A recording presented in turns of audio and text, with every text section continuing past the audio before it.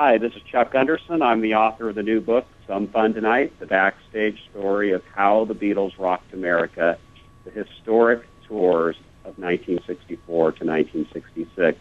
And you're listening to Things We Said Today.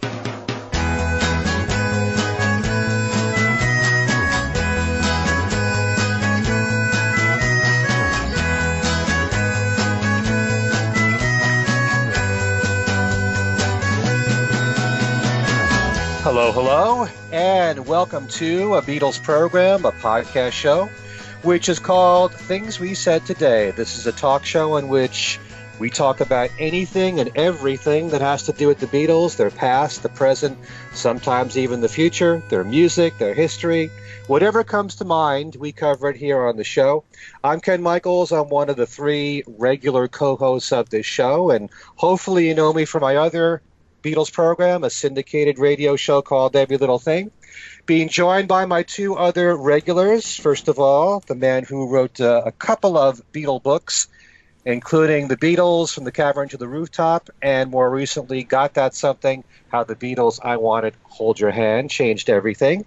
And for many years, he manned the desk at the New York Times. He was their Beatle guy and classical guy. And he writes, he freelances for a number of publications today, and that is Alan Kozin. Hi, Alan. Hello, Ken. How's it going? Very good. How about you? Great. How's by you?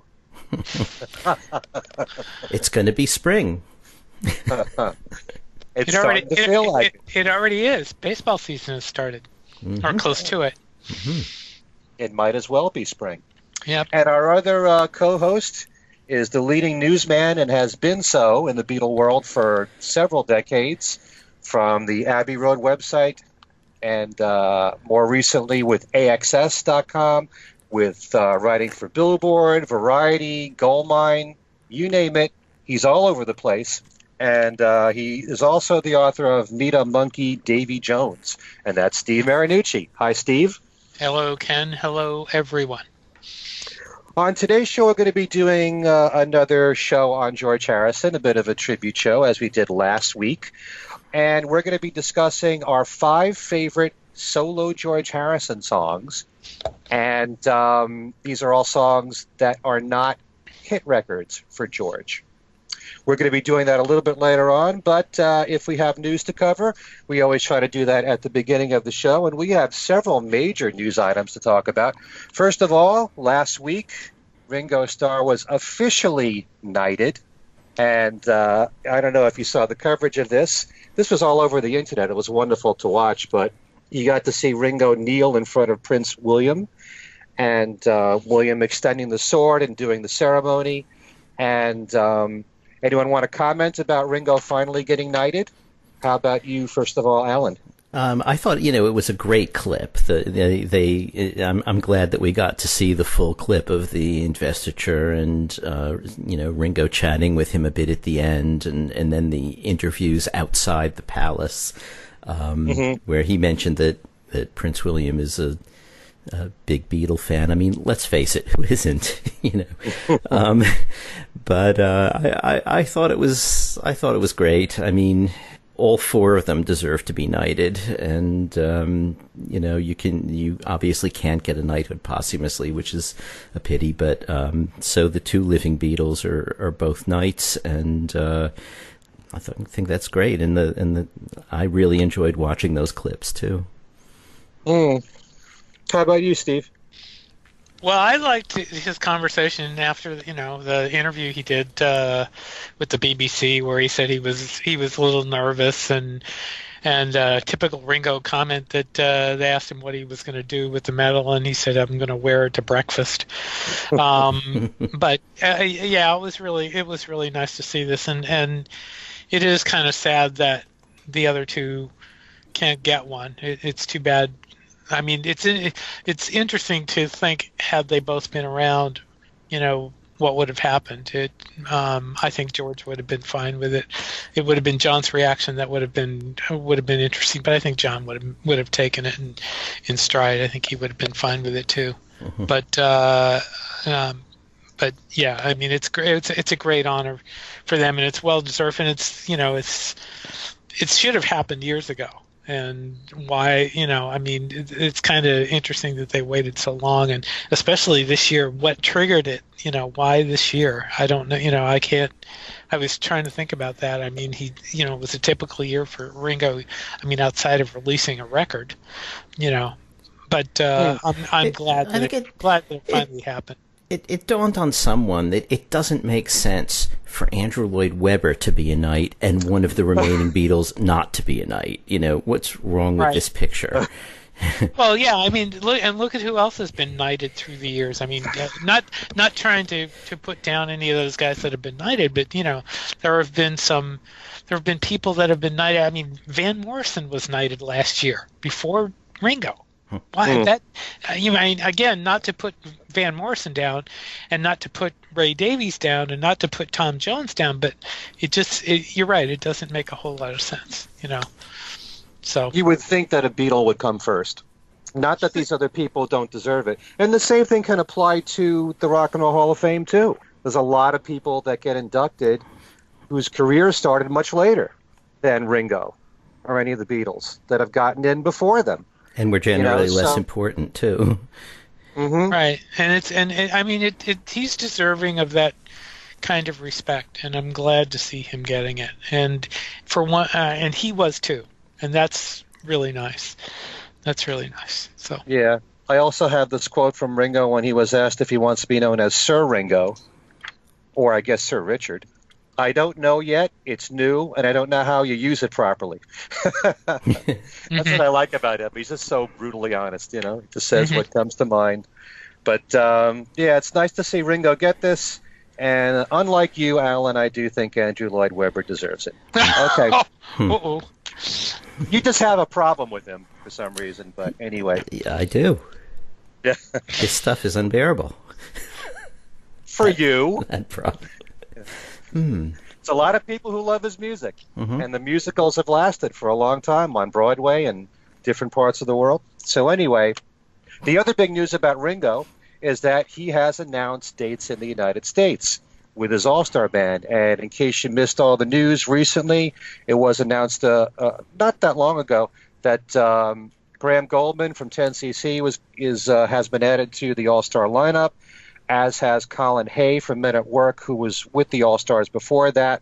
But those are two new additions. Todd Rundgren is out. Richard Page from Mr. Mister's out. But there are 20 dates in the United States for Ringo. This is after he plays in Europe, and it's going to run from September 1st through September 29th. There's also a date in Atlantic City in June, I believe. So there's actually...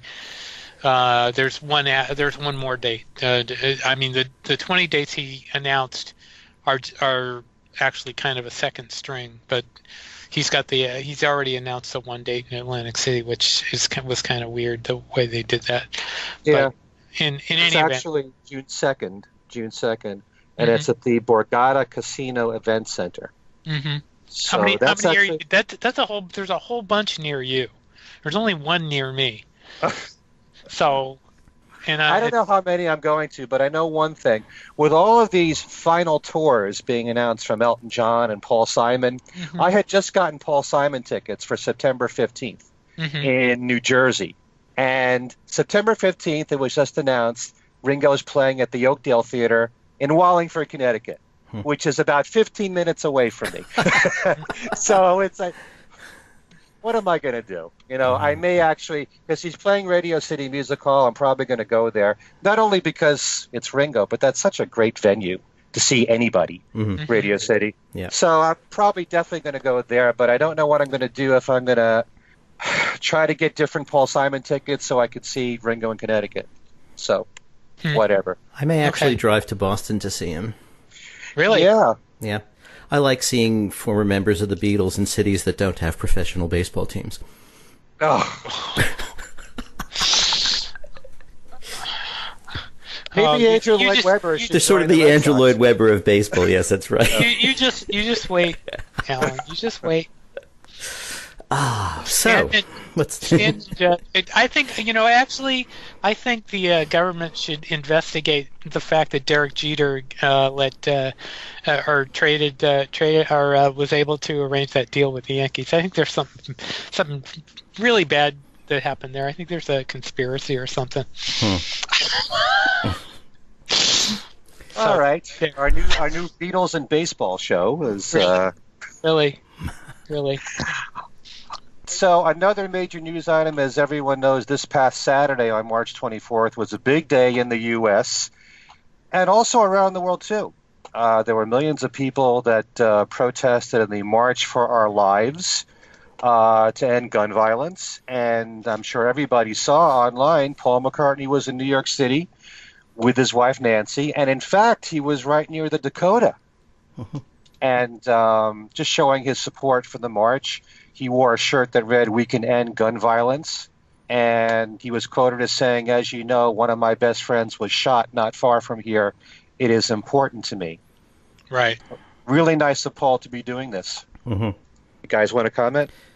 Yeah, I thought it was great when I saw that. I mean, I have a friend who put a message on Facebook saying, "Well, Paul just has to get his headline, doesn't he?" Which I thought, how cynical do we have to be? I mean, the fact is, someone like that going into a public march like this is actually putting himself possibly at some peril, and especially he's not far from the Dakota where John was shot, as he alluded to in his statement. And I think, to come out and, and join the protest and actually do something and also be, the more celebrities that are in this, obviously the news media is going to sort of focus on the celebrities if they can find them, and that sort of lends a name, it lends credibility for whoever admires that celebrity, and but I think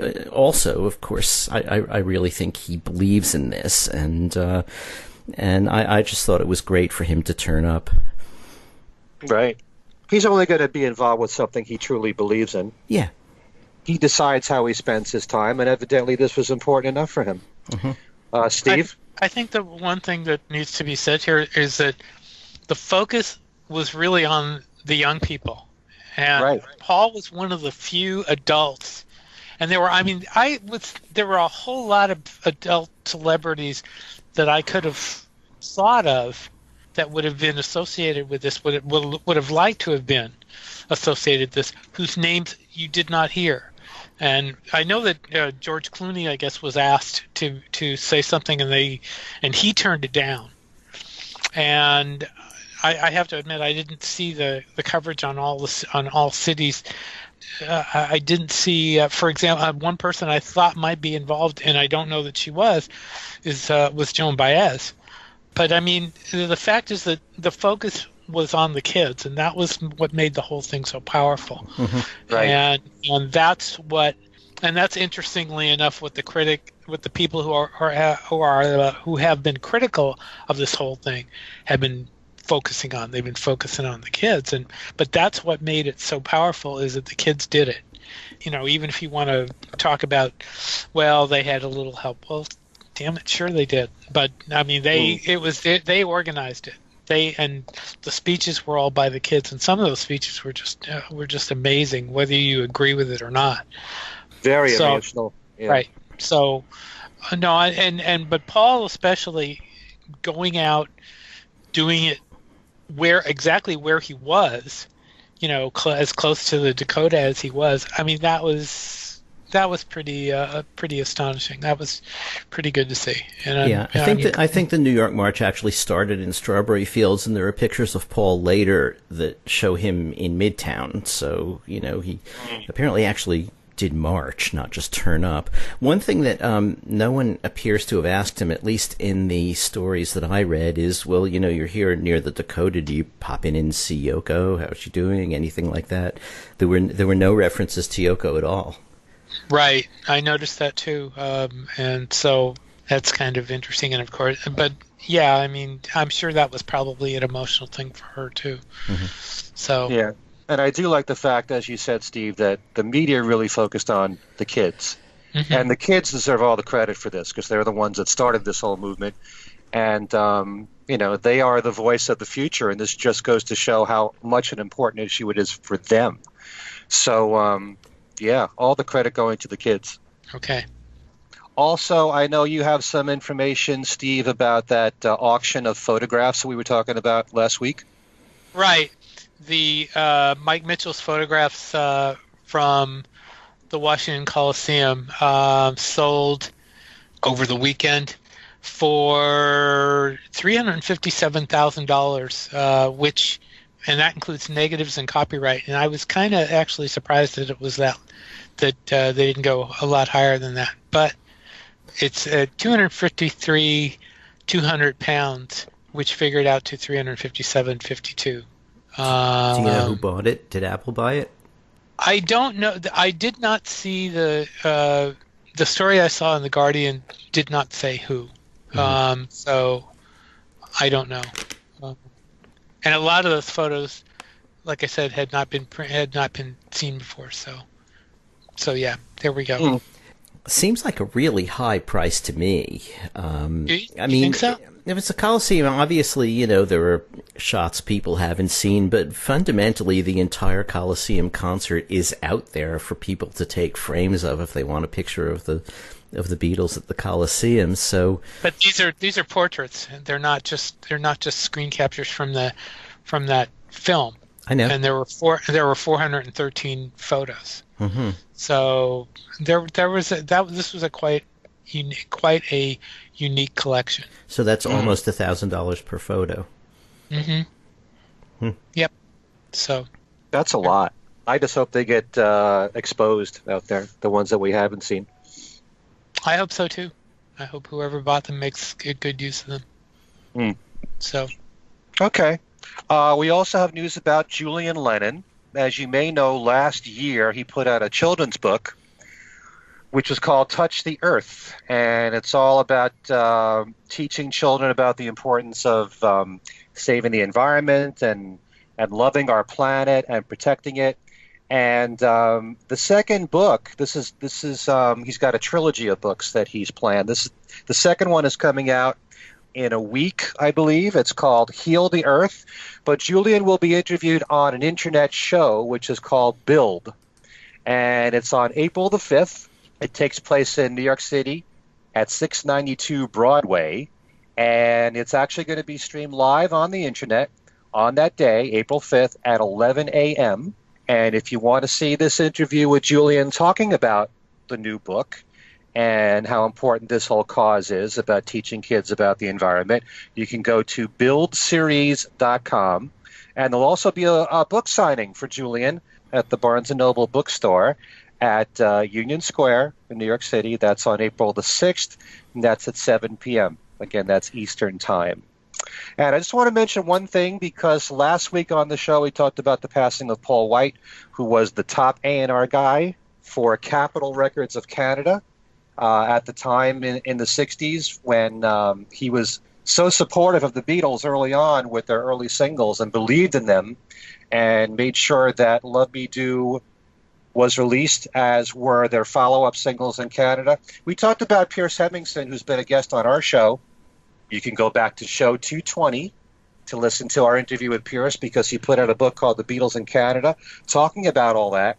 And in that book, there was a CD with all kinds of rarities in there, covering clips of what was going on Canadian radio at the time, interviews, DJs, whatnot.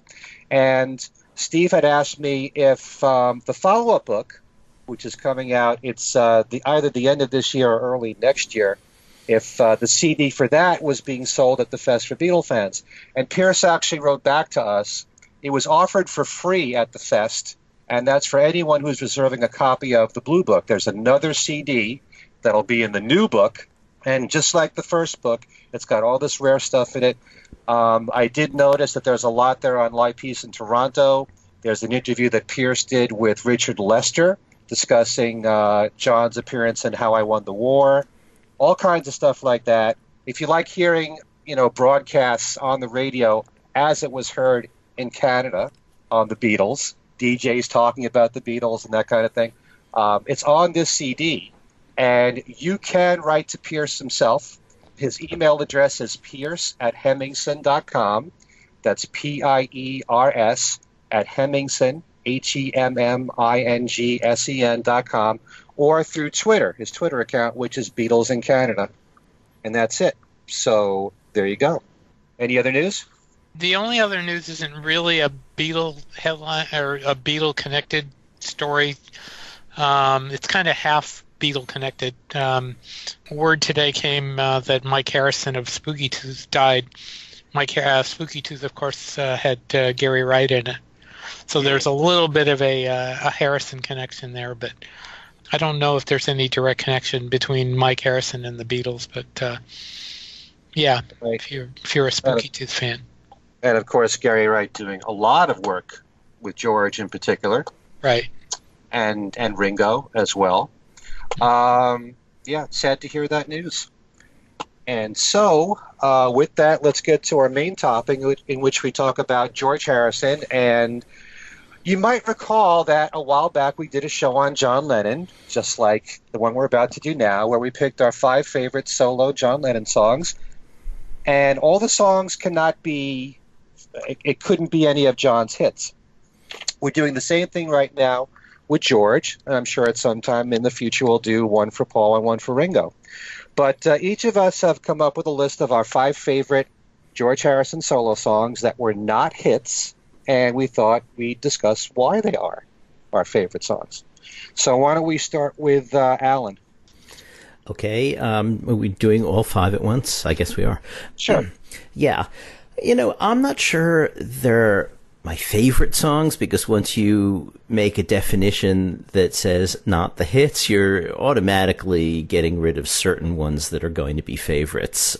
And seeing as I actually don't really pay that much attention to what's released as a single, if it's a single off the album, and don't really care that much about what is a hit, I had to actually look things up and get things off my list. I mean, I would have wanted Any Road from Brainwash, but I see that was... I don't think that was even really a single. I've seen it listed as a single, though, and I thought, okay, fine, got to take that off. Well, so, by hit, I really mean a song that really achieved popularity as a hit. So it could have been released. Singles. It could have been released as a single, but if it wasn't a hit, it still counts. I suppose. The whole idea really is to show an appreciation for lesser known songs. Okay. Yeah, I mean, when I went through my list, there were a couple I saw that I ended up taking them off the list that had reached, I think, like number 30 on the charts. No, actually, I think I left one in, and I don't call that a hit. So. Yeah. Okay. Well, I got rid of the singles just to be safe. Okay. So, I want to start with "A Waitin' on You All," but not the one from All Things Must Pass. I would choose the one from Concert for Bangladesh. To me, it's just a better, cleaner, easier to listen to performance. I mean, I started off with the one on All Things Must Pass, but I've really got to say, I mean, we talked about this, I think, a few weeks ago about the Spectre production, and really, I don't think it's worn well. And Waiting on You All, apart from having all of the sort of noisy wall of sound stuff, I just thought it was also not a great mix. I mean, I almost wanted to sit there with the faders and sort of move things around. But the live one I thought was just great. And not least because I was at the Concert for Bangladesh and remember how cool it was when he launched into that. Rub it in. Yeah, it's well. I have to see something sometimes. It's a great rocker. It's got great lyrics, funny lyrics sometimes. I still am wondering whether the Pope owned 51% of General Motors. I rather doubt it. But hey, I mean, George talking about it makes you think. Alan, can you talk just a little bit about the concert? Seeing it and what it was like for those of us unlucky souls that weren't there. Well, it was really cool. I remember. Well, first of all, I almost didn't go. I had a fever of 102. and I was going to the evening show. And so we were beginning to hear reports about what happened at the afternoon show. So I already knew that Dylan turned up. And I was absolutely convinced that when you knew that Ringo was in the band, I was absolutely convinced that John and Paul were going to turn up. And so my doctor is there saying, no, you really should stay home. And I'm saying, there's no way I'm staying home. So I went and suddenly felt completely better. I do remember thinking, after Ravi Shankar tuned up and everybody applauded, I did think that, that wasn't a piece, that was just tuning. And then Shankar confirmed that, and that bit's on the album. Kind of enjoyed the Ravi Shankar set, but obviously everybody there was waiting for, George and everyone. And I mean, when they came out, that was really, really sort of a trip. I mean, he had such a huge band of people with him, and Clapton and Ringo, and it just was really a thrill. I'm not sure I felt it was the best concert I had seen up until that point in my life, because it did have a sort of, I don't know, thrown together isn't exactly the right word, but it sort of had a thrown together quality, which it had to have. I mean, they didn't have a long time for rehearsals, and right. But nevertheless, I mean, listen, if it was really thrown together musically, I wouldn't be picking this version of "Waiting on You All" instead of the album version. But it just was, you didn't know what was going to happen next. I mean, unlike today, you go see Paul, you've already got bootlegs of the previous 20 shows, and, right. So you know what he's going to do. And, we didn't know what George was going to do. We didn't know if John and Paul were going to turn up. Knew Dylan was gonna, but, it just was, it was what you would imagine it was, really, So you didn't hear from anybody who was at the afternoon show? We heard some news reports. We knew that John and Paul didn't turn up for that one, but that didn't mean they wouldn't turn up for the evening one, because, right. Evening versus afternoon, it's very possible it's going to be different.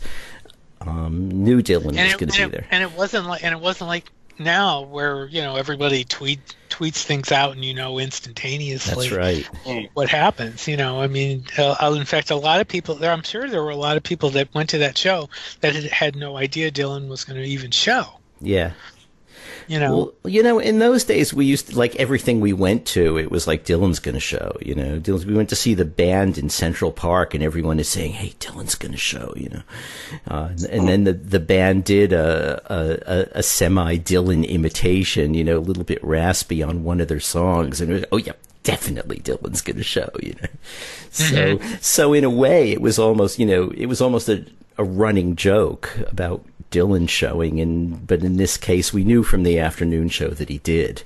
So, so there was that to look forward to. And, I mean, I suppose in the end, it was a little disappointing that it wasn't a full Beatles reunion, but I'm not sure what degree we really thought it might be, We kind of were hoping, but, it was fine as it was. It was great seeing Ringo sing, Don't Come Easy. Really the set was just a great set. Well, you've heard the record, you've seen the film, right? And so yeah. Were you surprised? Were you surprised what Dylan songs were played, and also Leon Russell appearing? Right. Yeah. Don't think I had a great feeling either way about Leon Russell. I think that was sort of more or less towards the beginning of my being aware of Leon Russell. Probably, I don't know, but. He sort of fit in really well, and the Jumpin' Jack Flash was right. great, and so it was definitely a special concert, no question about it. A great thing to have seen. So when I went to a press preview in San Francisco. I can't remember the play. I mean, it was a big screen preview that included some celebrities, including I remember seeing the Jefferson Airplane walk in for that. But the biggest reaction of anybody that night was given to Billy Preston. What kind of reaction did Billy Preston's performance get? I don't remember it being bigger than anybody else. Really? I mean, everybody knew who he was, obviously. He had a current or relatively recent hit, not to mention being on Get Back. But right. Just all around, it was like everywhere you looked, there was a different, person that you admired and whose records you had. So, right. Yeah. So it was definitely probably the starriest thing I'd seen up to that point, and perhaps all time. But I had seen, not too much earlier, the Stones came through New York in '69, and I thought, on balance, the Stones show I thought was better than the concert for Bangladesh was. But it's a different kind of thing. I mean, one is a one-off thing that you have a little bit of rehearsal time for and you throw together, and it's for a charity and it's these incredible stars. And the other is a rehearsed concert set that's, pretty much the same night after night. And so by the time they got to New York, because they started on the West Coast, I think, it was quite a lot more polished than the early bootlegs sounded. So, you can hear the difference. Sometimes, if you listen to Liver Than You'll Ever Be versus the official live album, you can hear the difference in the Sure. Sometimes when I watch the DVD for the concert for Bangladesh, maybe it's the way the camera did the work, but it just seemed like that stage was so packed. It was. With so many people. Did it look that way when you were there? Oh, absolutely. Absolutely. It was really packed. But, people would move on and off for different things. But it was, I remember just sort of looking down there and, just trying to pick out everybody. It was like that. Once you add all the background female singers and all of Badfinger, Right, everybody else. There's just so many people there on that stage. I don't know how they fit them all. So it was a big stage. It would have to be. Yeah. All right. So why don't we continue with the rest of your list? Okay. So I was nevertheless intent on having something from All Things Must Pass because I love the album. I produced differently, but I love the album. And so I went with Beware of Darkness.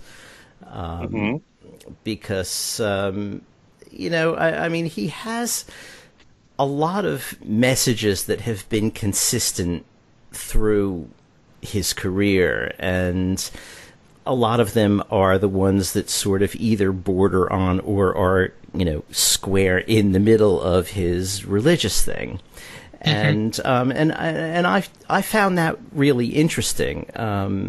Everybody has their own ideas about religion or, atheism even, and people tend to get a little bit bothered by someone else trying to tell them about, what you believe, which is what George was doing. But, actually, the stuff that he was saying was so interesting. And Beware of Darkness could be, any religion could say that. It doesn't have to be the Hinduism that he was interested in. It could be anything. It's a message that makes sense, and it's a good lyric, and it's a good tune. And it was also, I think, a production that wasn't overdone on All Things Must Pass.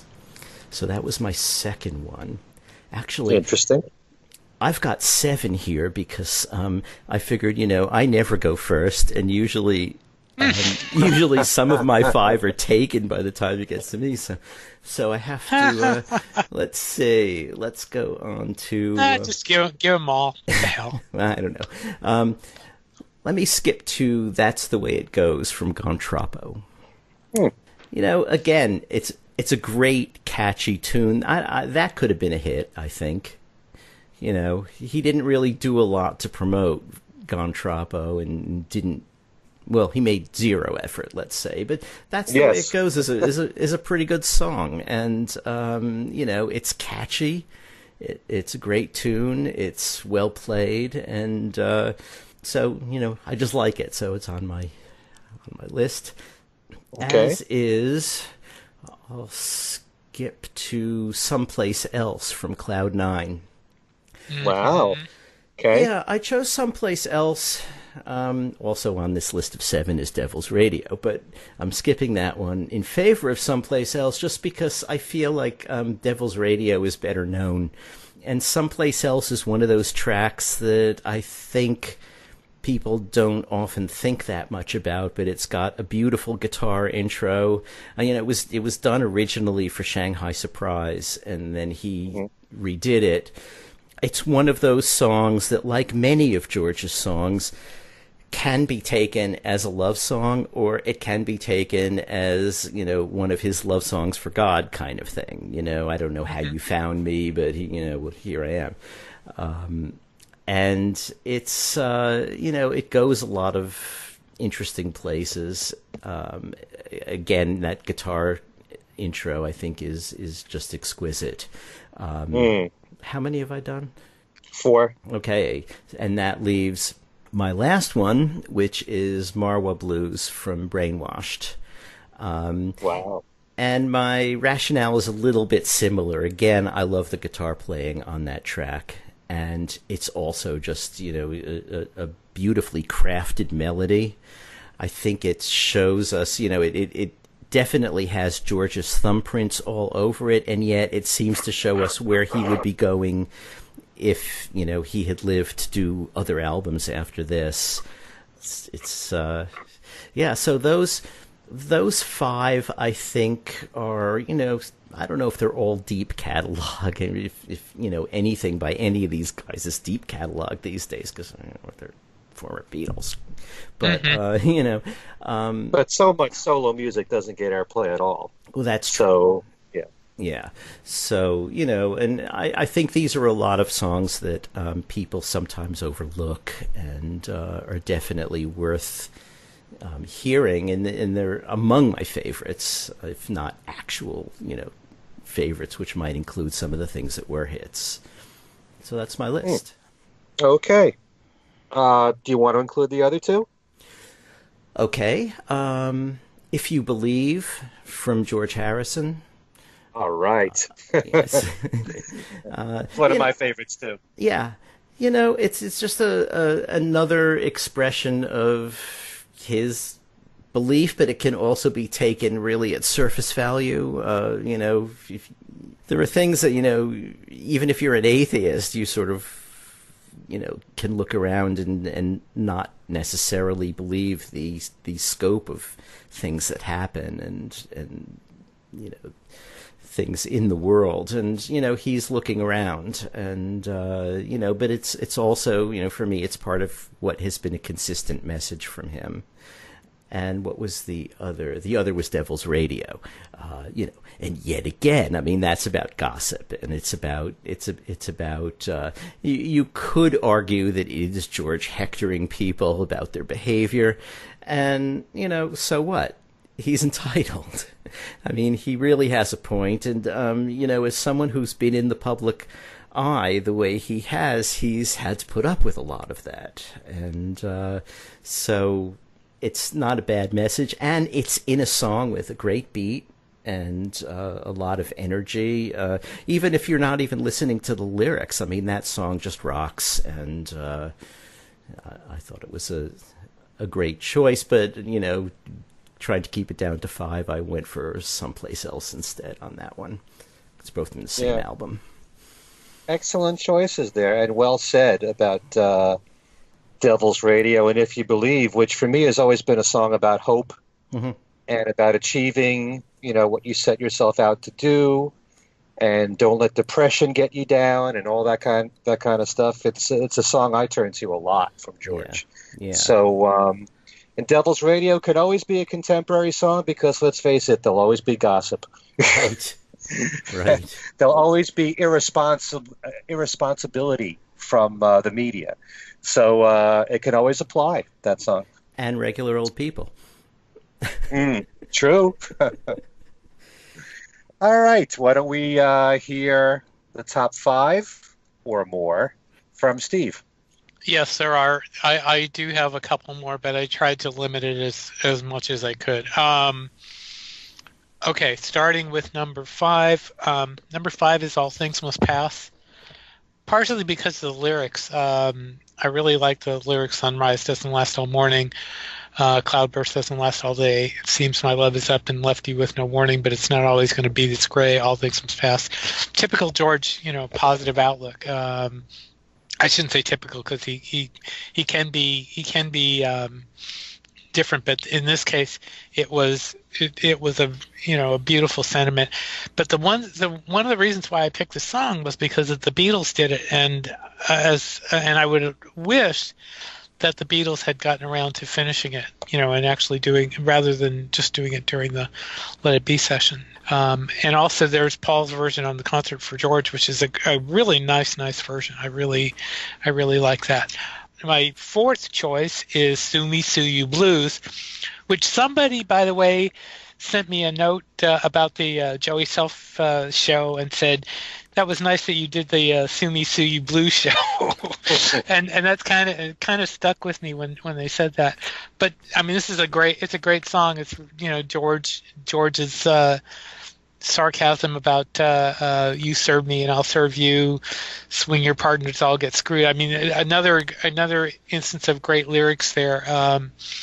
And I mean, he was really going after the way things were with the Beatles at that time. And this one did hit the charts, but it was only number 36. So, and I was according to what I saw, it said that that song was never a single.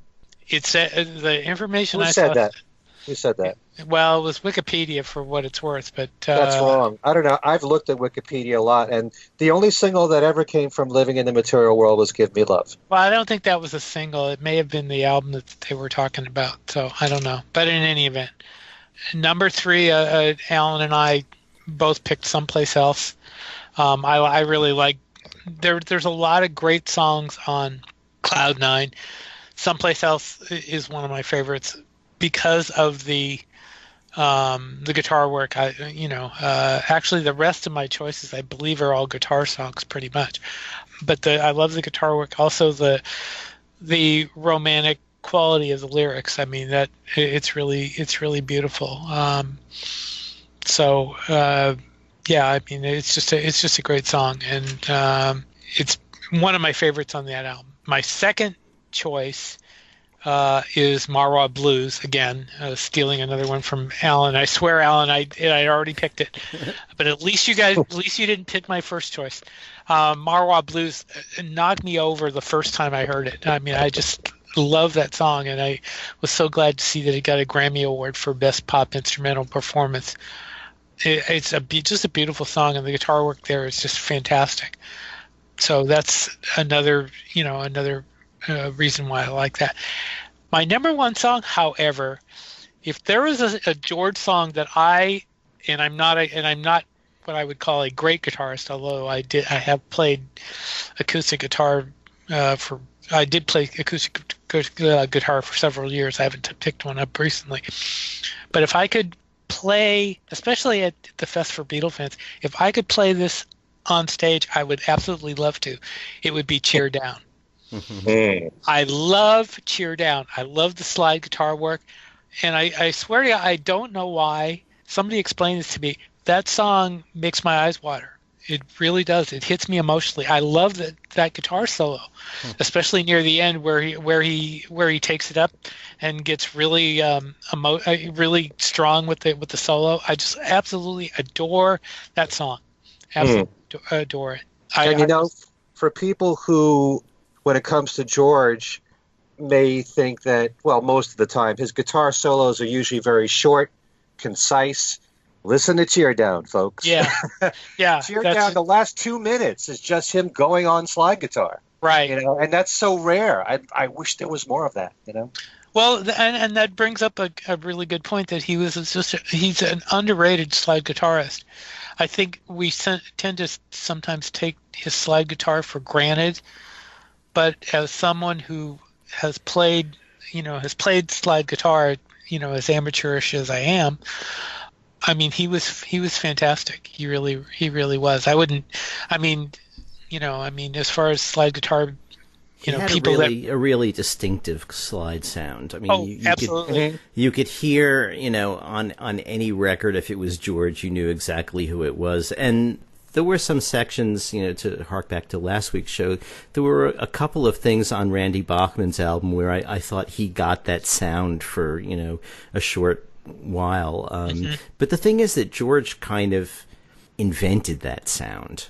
Right. I'm not saying he invented slide guitar, obviously, but he had a sound that was so specifically his sound and so identifiably his sound that, it's a really great thing when a musician has a thumbprint like that, And as I mentioned before, after he passed, I put together, little personal CDs of some of the songs that he guested on as a guitarist, and those you can hear it. Yeah, I mean, immediately that he's on there, and that just goes to what you're saying. Anyway, my runner-up songs were "Save the World," partially because of the humor and also because it's kind of relevant now, the lyrics on that thing, and then "Shanghai Surprise." The theme from the movie, which I absolutely love, and I'm really sorry that he never put out a soundtrack to Shanghai Surprise. That would have been, I think, a great album, and it's too bad that he didn't do that. I mean, given all the problems that they had with Madonna, on that movie, I can see why they didn't, but it's too bad that they weren't able to. So. Yeah. How do you think he sounded with Vicki Brown? What do you mean? Oh, you mean the song? the song? Shanghai Surprise. I love that song. It's a great song. But I mean, you don't normally hear a duet with a female with George Harrison, so that's a rarity right there to itself. Right. So how do you think the two of them sounded together? Oh, I think they sound great. I think, like I said, I think that song is just fantastic. I really do. Now, there's something Olivia can do. There's a bunch of film songs that are sort of orphaned. He plays in water as well. They could get all those tracks together on a film album. Right. Kind of like my Paul McCartney film song idea. Right. There we go. That's an excellent idea. Yeah, it is. Maybe we should get a hold of Olivia and tell her. Okay. Yeah. Well, you got to get the rights from each record company that put out the stuff. So there's the only complication. If anybody could, she could. But that's, who knows. Anyway, go ahead, Ken. All right. So here's my top 5. That Is All, which I think is one of the greatest love songs ever written. It's really something about that song. I mean, the lyrics are so simple. They flow together so well. The melody is absolutely exquisite. And, I think that's probably, and he's given us so many great love songs. It's really hard to pick which ones are the best, but That Is All, to me, is a masterpiece. I love George's singing in it. I love his guitar work in it. The fact that Harry Nilsson covered it, as did Andy Williams, says a lot. If you got somebody like a Frank Sinatra, somebody of that caliber, noticing a certain song, that tells you something. I really wish that more people were aware of That Is All. To me, that's his something of his solo catalog. And he's given us a lot of great love songs. Don't get me wrong.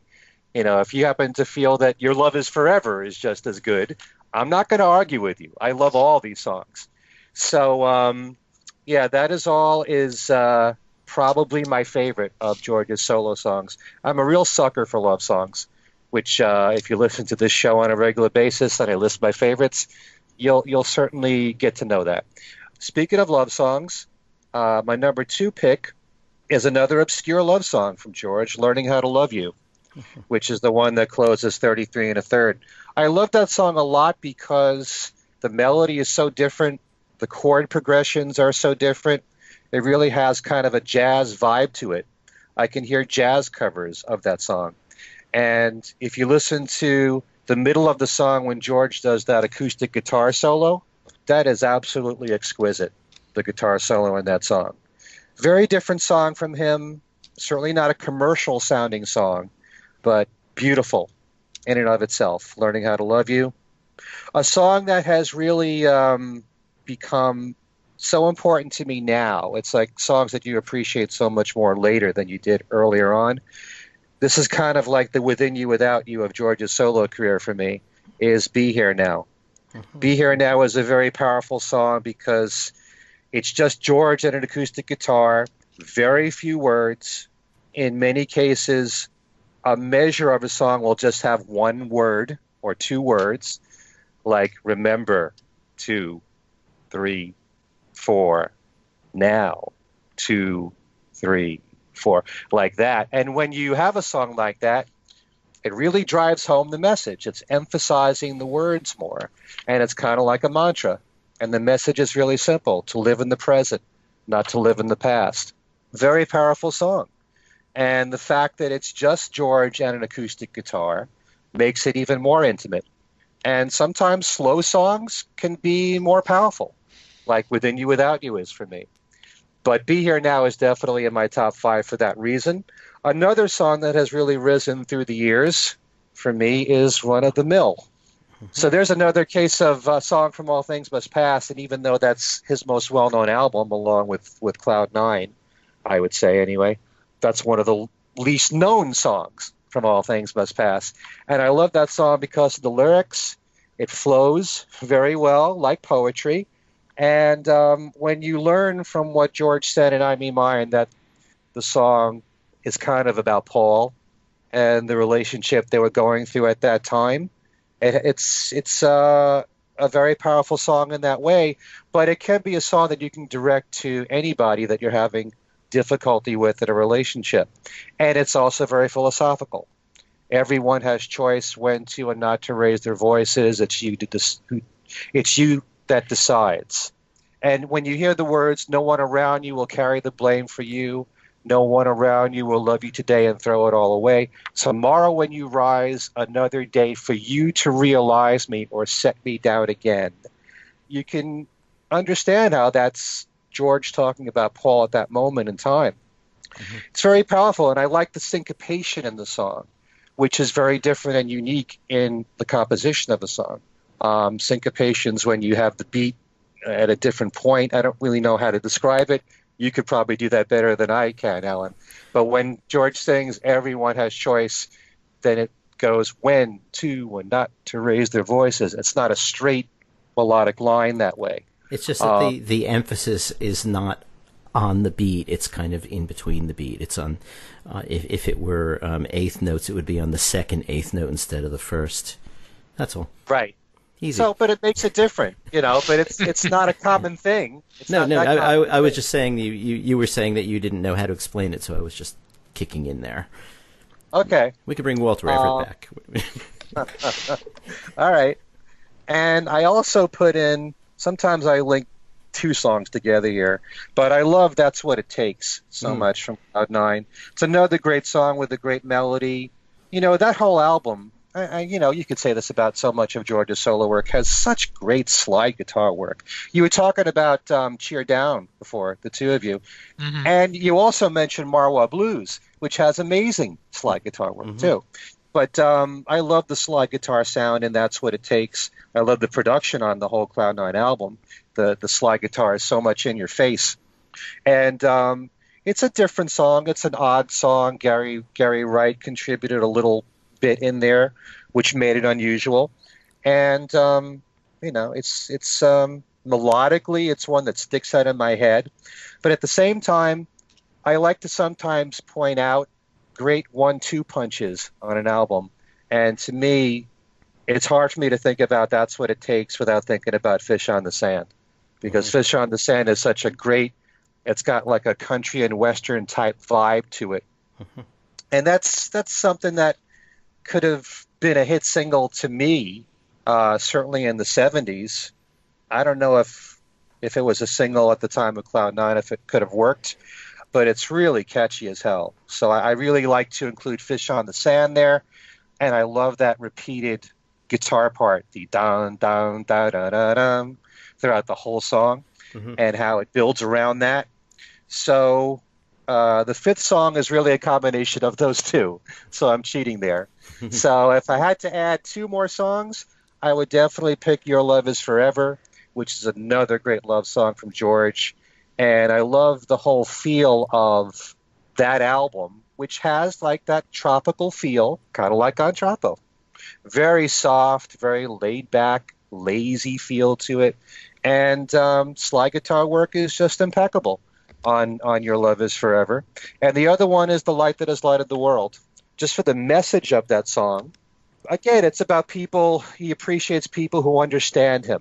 And again, it's about, I get the feeling, and although George did say he first wrote it for Cilla Black to record because it was more about a hometown girl that makes good, and she becomes a big star, and then the people from her hometown start to distance themselves from the star because, they feel like she's not her own anymore. It's kind of like if you made it in Liverpool, then all of a sudden you're in London and you're a big star or a world star.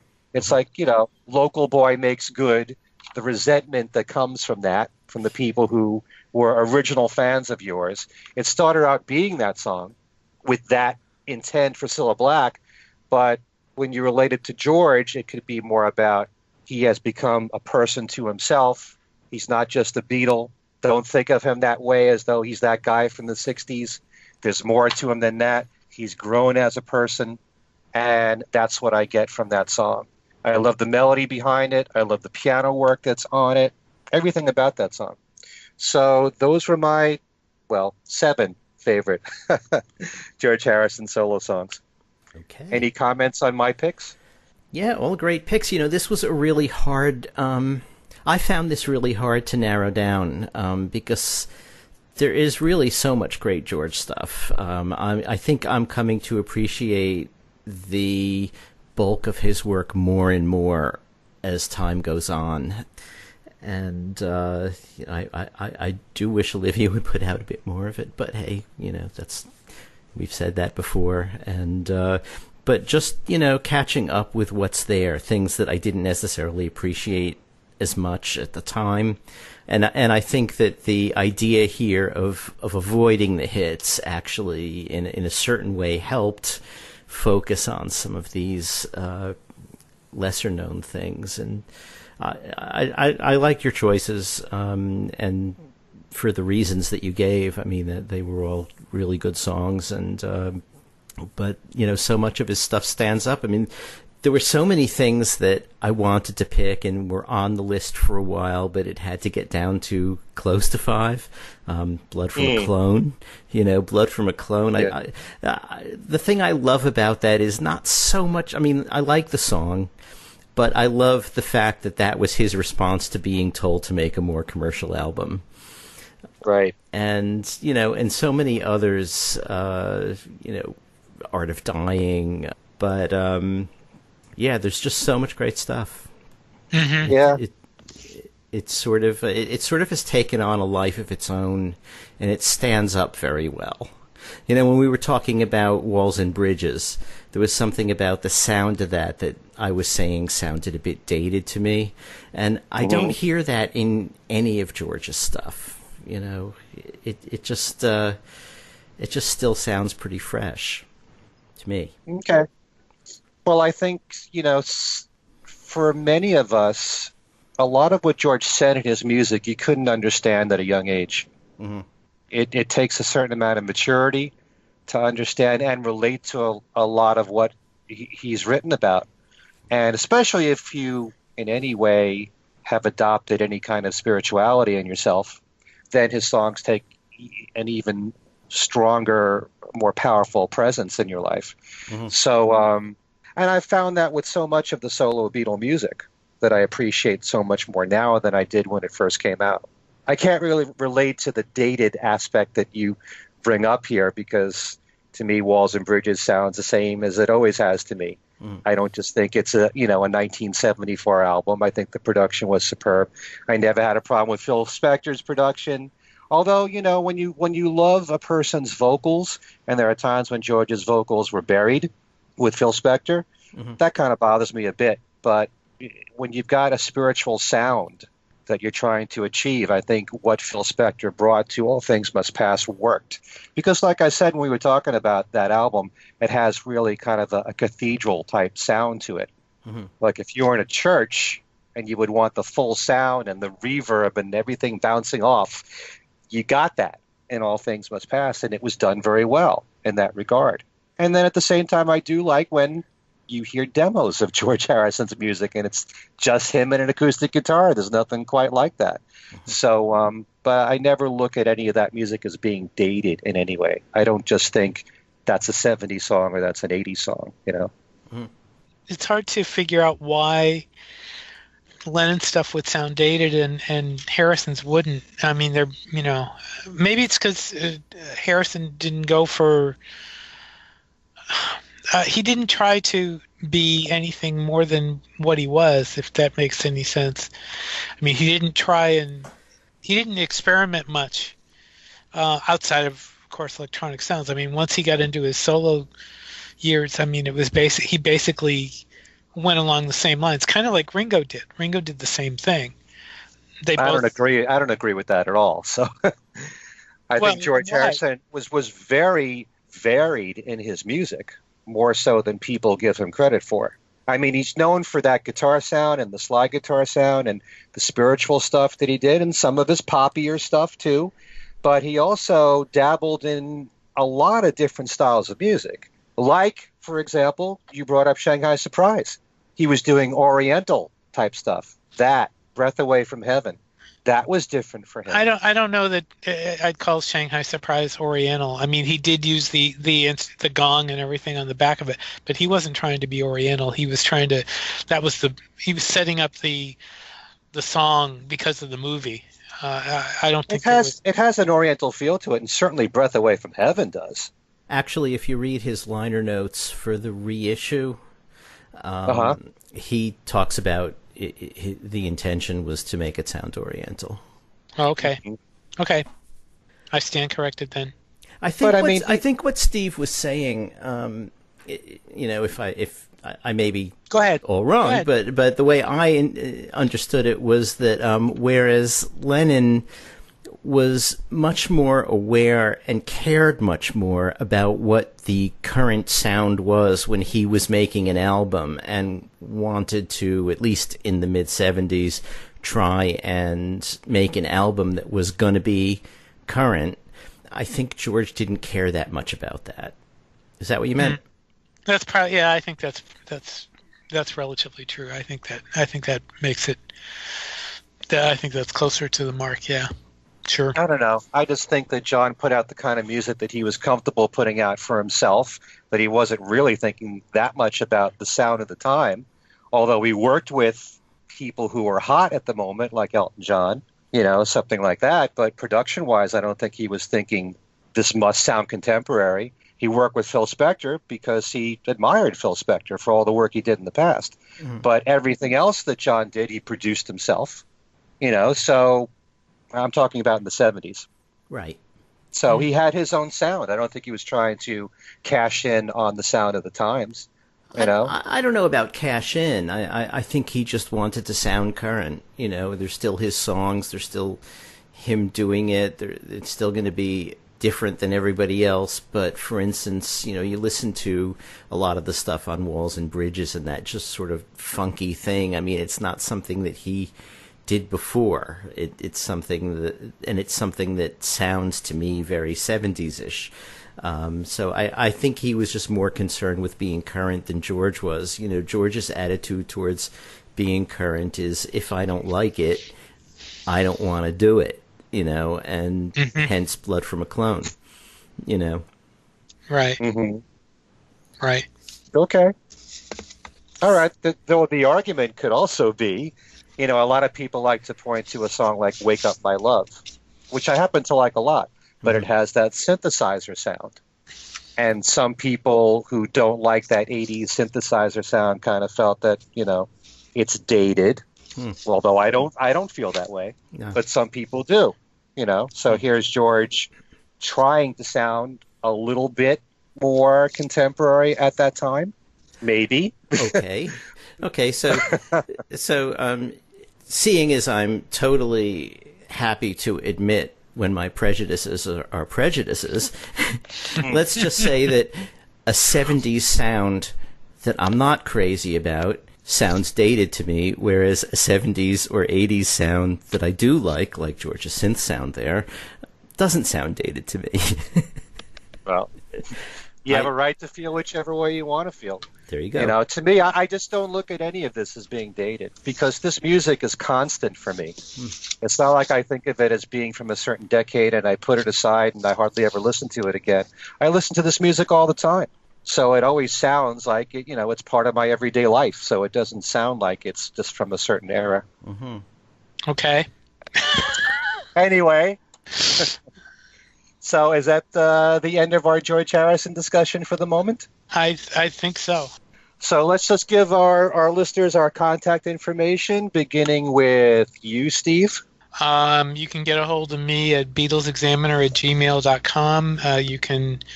I have a Facebook Beatles page, Beatles News and Information. The show you can get a hold of at Things We Said Today Radio Show at gmail.com. There's a Things We Said Today Beatles Radio Fans page on Facebook. There's another Things We Said Today Facebook page that is about the Fab 4 Radio broadcasts on the weekends. They broadcast our shows on Saturday and Sunday.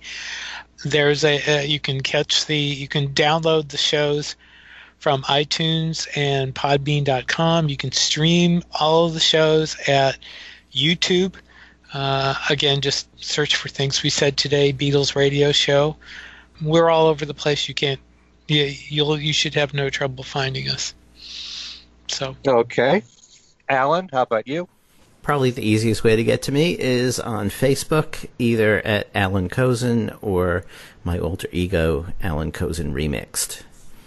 Okay, and as for me, Ken Michaels, just a couple of things on my website.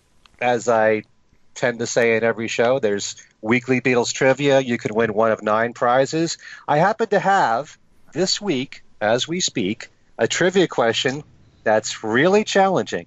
And I'm tying it in with Ringo being knighted.